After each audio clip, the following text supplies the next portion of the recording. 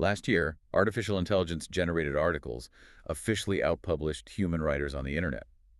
And the result of that. Top brands are now intentionally putting typos and awkward stutters into their marketing, literally just to prove they have a pulse. Right, it is completely wild. Welcome to today's custom-tailored deep dive, where we are looking at a modern working world that has, frankly, just fundamentally broken the old rules. Yeah, we really are looking at a landscape where the whole baseline has shifted. It went from predictable stability to just continuous radical unpredictability. And to make sense of all this for you, we've got a massive stack of sources to go through I today. do. We are pulling from a recent speech by the governor of the Central Bank of Ireland, some ground-level reports on supply chain chaos from the dairy industry, tech updates on AI fiber resilience from Kaseya. Hootsuite's 2026 social media trends as well. Yes, and deep insights into the gig economy from Hello Kindred and All Workspace, plus some really incredible research from Sigma Forces and Hyper Island into executive stress. It's definitely a diverse stack of material, but, there is this really profound narrative connecting all of these distinct data points. Right, and our mission today is to connect those dots for you. We want to show you the hidden mechanisms behind how the global working world is adapting to this era of chaos. Exactly. But more importantly, the goal is to help you build your own personal toolkit so you can navigate this environment and actually thrive in the middle of it. Because, honestly, before we can even talk about how you optimize your day-to-day work, we have to understand the sheer scale of the macroeconomic forces that are just disrupting the foundation beneath your desk. And that brings us to Gabriel Makhlouf. He's the governor of the Central Bank of Ireland.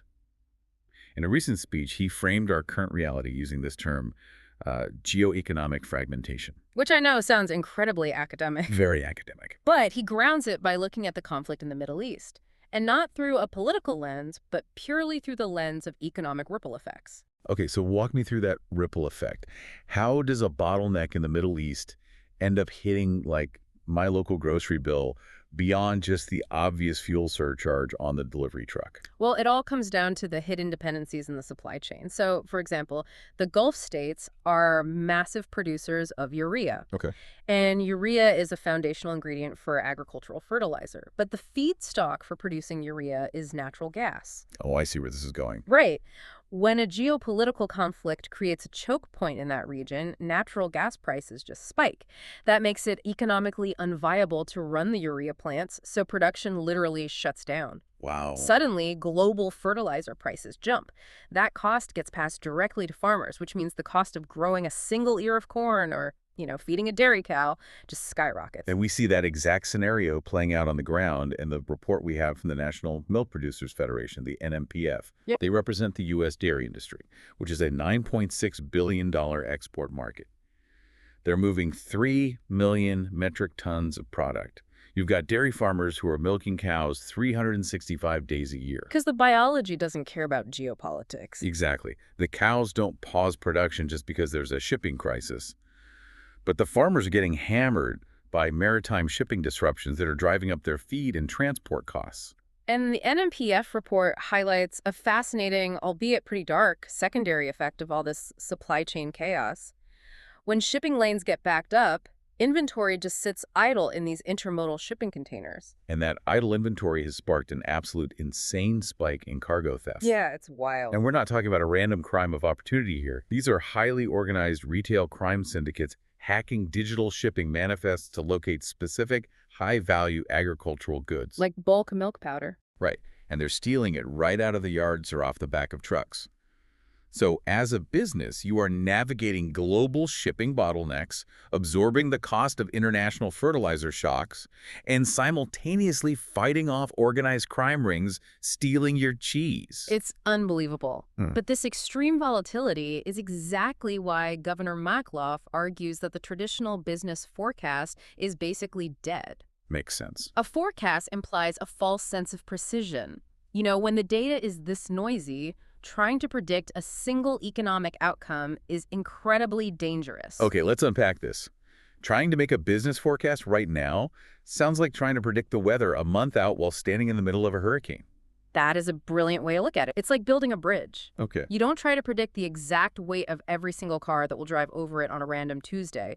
You stress test the engineering for an earthquake, a hurricane, and a massive traffic jam. all at the same time. Right. Because if the bridge survives the severe scenario, the Tuesday traffic doesn't really matter. Exactly. Central banks and major institutions are abandoning forecasts in favor of scenario planning. They build a baseline, an adverse, and a severe scenario. So they aren't trying to guess the future. No, they are stress testing their monetary policy against the worst-case storms.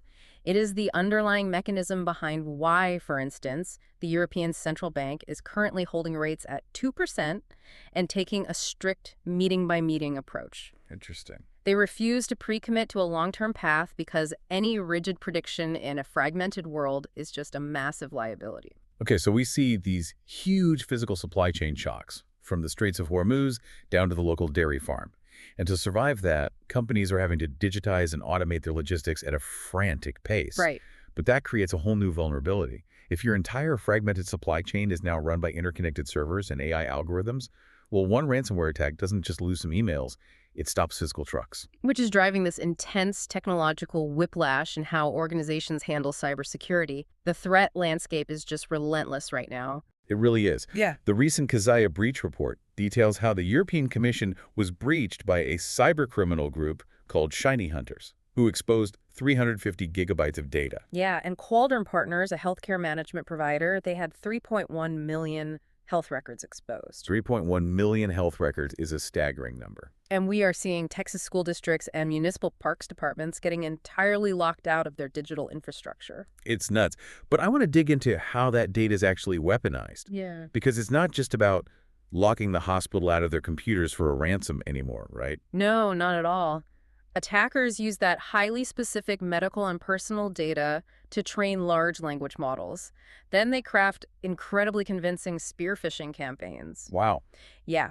If an attacker knows your specific diagnosis, your doctor's name, and the date of your last appointment, they can generate an automated, flawless email asking you to update your billing portal. And it bypasses human skepticism entirely. I read about Kaseya's response to this in the sources. They just launched a new AI-powered backup verification system for disaster recovery. But how does that actually work? Because I hear AI-powered backup, and it sounds like tech buzzword bingo. It does sound like that. Why does it require visual AI? It's a great question because the mechanism solves a very specific blind spot. Historically, when an IT system backs up a server, it generates a text log that simply says, "Success." Okay. The problem is modern ransomware bots are smart enough to infect the backup and actually fake that text log. Wait, really? So your dashboard says you are safe, but your backup is actually corrupted? Exactly. Kaseya's visual AI system fixes this by automatically booting up the backup in an isolated sandbox environment. The AI then visually scans the screen using optical character recognition to look for the actual Windows login prompt or application interface. Oh, that's clever. It verifies with 99.9% accuracy that the system is fully functional, rather than just trusting a text file. It saves technicians an average of 8 hours a month because they don't have to manually test restores. There is a fantastic quote in the Kaseya report from a data protection specialist named Dale Schulmistra. He says, "The end game is not backup, it's recoverability." Yes. That is the digital equivalent of our bridge analogy. You assume the cyber hurricane is going to hit, so your entire strategy shifts from trying to build an impenetrable wall to ensuring guaranteed instant recoverability when the wall falls. But this reliance on artificial intelligence creates a fascinating cultural paradox, which is heavily detailed in Hootsuite's 2026 Social Media Trends Report. Oh, I loved this part. Right. We're using AI to visually scan screens and lock down our networks on the back end, while simultaneously using it to churn out an ocean of marketing content on the front end. That's the statistic that blew my mind. Sometime in 2025, AI-generated articles officially surpassed human-written content online. It's everywhere. But if AI is managing our logistics, verifying our backups, and writing all our public communication, are we just automating ourselves into a corner where every brand interaction feels incredibly robotic and, fake? We are, and consumers are actively rebelling against it. The Hootsuite data points out that because AI can instantly produce flawless, perfectly polished content, perfection has been totally devalued. Imperfection is the new premium. Nearly a third of consumers report they are less likely to choose a brand if they suspect it uses AI-generated ads. So brands are literally performing imperfection to prove they have a pulse, leaving typos in the copy, keeping natural stutters in the video edit, letting the lighting be a little unpolished. They have to. If a piece of content is too polished, the modern consumer's immediate reflex is to assume it's synthetic, and they just tune out. Wow. And human culture is driving this demand for authenticity in very specific demographic ways. Generation Alpha is dominating social feeds with absurdist 67 memes. Okay, what exactly is an absurdist 67 meme? That sounds like something an algorithm would create. It's actually the exact opposite. No. Algorithms operate on statistical probability. They predict the next logical word or image based on massive data sets. Gen Alpha humor is aggressively illogical. It relies on hyper-niche, highly contextual randomness that makes zero statistical sense. And AI struggles to generate true absurdity because it's programmed to find patterns, not break them. That is so interesting. Meanwhile, Generation X is driving a massive trend of nostalgic 70s and 80s remixes.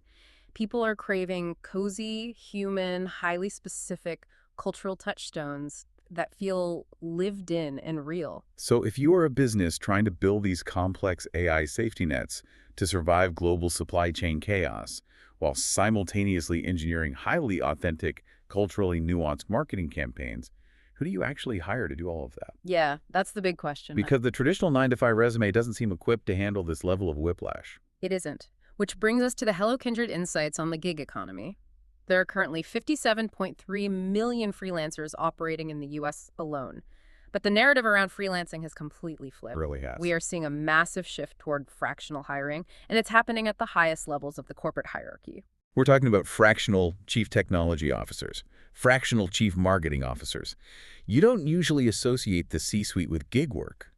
You don't, but the financial mechanics make it inevitable. We already know the massive cost of a bad full-time hire. Oh, yeah. Data consistently shows it costs the company roughly 3 times that employee's original salary in lost productivity and severance. This happens like 30% of the time. That is a huge risk. Exactly. So by applying that risk mitigation to the executive level, companies realize they don't always need a full-time CTO sitting in an office 40 hours a week. They might just need top-tier strategic thinking for 10 hours a week to steer the ship. Right. Fractional hiring saves a company 30 to 40% compared to a full-time executive, while drastically reducing the risk of a bad cultural fit. So what does this all mean for the job market? It sounds like we're moving toward a subscription service for expertise. Oh, I like that. Instead of buying the whole box set of a traditional employee, the benefits, the desk, the massive salary, you just stream the exact skills you need exactly when you need them. Streaming expertise perfectly captures the dynamic, and it aligns with a massive shift in how employers evaluate talent, which we see in the all workspace data regarding online credentials. Yeah, this was surprising. Right. A decade ago, there was immense stigma around online degrees. Today, 98% of leaders view online degrees as fully credible in the workplace. 98% is practically a total consensus. That is a complete inversion of how the corporate world used to operate. It is? And they all work. Space Research notes that 85% of leaders actually anticipate hiring more online-educated candidates in the future. That shows employers aren't just tolerating remote skills, they are actively putting a premium on them. Because the medium is the message. If you earned a complex degree online, you inherently come with proven adaptability. You know how to manage digital collaboration tools, you can communicate asynchronously, and you have demonstrated the ability to thrive in a self-directed environment. You already know how to operate in a distributed fractional world. Precisely. And it's important to note that it's not just corporations trying to cut costs that are driving this. The workforce is actively demanding this structure. Yes. The Hello Kindred data shows that 45% of voluntary workers now prefer to remain independent. Only 20% actually want a traditional full-time role. The modern knowledge worker is prioritizing multiple income streams, diverse projects, and geographic freedom over traditional corporate loyalty. But this brings us to a critical juncture in our deep dive. You have a fragmented macroeconomic environment causing wild supply chain swings. Yeah. You have a digital landscape under constant attack, requiring AI oversight. And you are executing all of this with a distributed workforce of fractional experts streaming in and out of your projects. It sounds exhausting. The mental load required to manage that ecosystem is unprecedented. Which is why the data from Sigma Forces and Hyper Island regarding executive stress is so alarming. The captains steering these ships are absolutely exhausted. They really are. Sigma Forces reports that 56% of leaders are currently experiencing burnout. And when you look at the mechanics of their daily schedules, it's inevitable. Executives are averaging 17 meetings a week, which consumes roughly 75% of their working day. That leaves no time for actual work. Exactly. They are suffering from severe, chronic decision fatigue. The sources highlight a Harvard Business School study revealing that prolonged executive stress can actually shorten the lifespan by 3 to 5 years. The physical toll is just wild. And the Reddit CEO communities reveal that the hardest part isn't even the strategy, it's the isolation. The isolation. Yeah, it's the burden of ensuring employees' well-being while maintaining a positive facade yourself. It's lonely at the top, especially in a crisis. Wow. But what I appreciate about the Sigma Forces research is that it doesn't just point out the problem. It digs into the biological mechanisms of surviving it. It forces leaders to look at their own physiology. When you are sitting in back-to-back meetings, constantly putting out geopolitical or cybersecurity fires, your amygdala, which is the fear center of your brain, essentially thinks you are being chased by a bear. Right, you're just drowning in cortisol. Exactly. You cannot make strategic scenario planning decisions in that biological state. The report mentions practical interventions like the stop-P technique, stop, take a breath, observe, proceed, and the RAIN meditation method for dealing with intense emotions. But the most fascinating mechanism they discuss is stimulating the vagus nerve. Yes, this is crucial. So walk me through how taking a yoga class actually makes you a better CEO. It comes down to the nervous system. The vagus nerve is the main component of your parasympathetic nervous system, which controls your rest and digest functions. Deep diaphragmatic breathing, the kind fundamental to yoga, tai chi, or moving meditation, physically presses on the vagus nerve. This acts as a biological brake pedal. Oh, I see. It literally triggers the release of acetylcholine, a neurotransmitter that actively slows your heart rate and lowers blood pressure. Yeah. You have to learn how to manually override your own biology before you can effectively manage a fragmented company. Okay, so you use the biological brake pedal to manage your nervous system. But you still have to fix the workload. You can't just breathe your way out of 17 meetings a week. True. Let's talk about Hyper Island's research on leadership skills for 2026. Specifically looking at INSEAD's 5 levels of delegation. They map it out as moving from delegating the task to the process, to the outcome, to the goal, and finally reaching the peak. Clairvoyant delegation. Clairvoyant delegation is the absolute holy grail for a burnt-out executive. It's the state where your team understands the company's mental model so deeply that they can anticipate your decisions and act independently without needing to run it up the flagpole. Wait, clairvoyant delegation? That sounds like actual magic. How do you practically get a team to read your mind without just abandoning them to figure things out on their own? Aren't I risking a massive, expensive mistake? Well, you mitigate the risk by building specific psychological frameworks that the whole team understands. For example, Hyper Island highlights the two-way door framework. How does that work? You teach your team to constantly categorize decisions as either reversible, the two-way doors, or irreversible, the one-way doors. This completely kills analysis paralysis. So that makes sense. If an employee identifies a problem and determines the solution is a two-way door, they know they have the psychological safety to just walk through it, try it, and walk back if it fails without ever putting it on the executive's calendar. That immediately clears out half of those 17 meetings. Exactly. Another crucial mechanism is what Hyper Island calls the stinky fish tool. A stinky fish is a metaphor for a problem, an anxiety, or a systemic failure that everyone on the team is carrying around, but no one wants to bring up. The longer you hide it, the worse it stinks. So it's about mitigating the invisible risks. Yes. You create a structured, recurring time specifically designed to put the stinky fish on the table. By normalizing the discussion of uncomfortable truths, you bring them to the surface so they don't fester into major crises that the executive eventually has to solve at the 11th hour. Right. It is a shift from leading by checking up on people to leading by checking in with them. What this shows us is that true leadership in 2026 isn't about having all the answers. It's about managing your own nervous system first, and then designing frameworks where your fractional distributed team can safely make decisions without you. Exactly. Which brings our entire deep dive full circle. We've covered incredible ground today. We really have. We started by looking at how to navigate the macro hurricane of geoeconomic fragmentation. We saw how a bottleneck in the Middle East forces dairy farmers to dodge organized cargo theft, requiring institutions to shift from rigid forecasting to severe scenario planning. We explored how AI is literally reading screens to save our IT networks, while simultaneously forcing brands to perform messy human imperfection to prove they aren't robots. We looked at the rise of the fractional C-suite and the streaming of expertise, and we finished with the biological imperative of hitting your internal brake pedal so you can build frameworks like the two-way door to survive the modern workload. But if we connect all these disparate dots, it leaves us with one last, somewhat provocative connection to mull over. Okay, lay it on me. We talked about how AI is creating a flood of flawless content, forcing humans to intentionally show their flaws to prove they are real. And we talked about executives burning out from the sheer volume of managing a fractional workforce. Where are you going with this? Well, what happens when these exhausted leaders inevitably start sending their personalized AI-generated twins to attend those 17 meetings a week? Or manage those fractional workers? Well, Will the ultimate clairvoyant delegation of the future just be a manager delegating to an AI version of themselves?